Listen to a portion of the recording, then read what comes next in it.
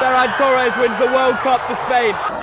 Më në fund, pas shumë tentimeve, Spanja arrin të realizoj me Ferran Torres, e përsi e merituar, pasi me të vërtet Spanja për më tepër se 110 minuta ishte kombëtare më e mirë dhe arriti të shënonte golin që mund ta shpall kampion të botës pas 16 vitesh. Faleminderit shumë, Mobisim. Mos harroni ta shkarkoni aplikacionin e Mobisim në App Store dhe në Play Store.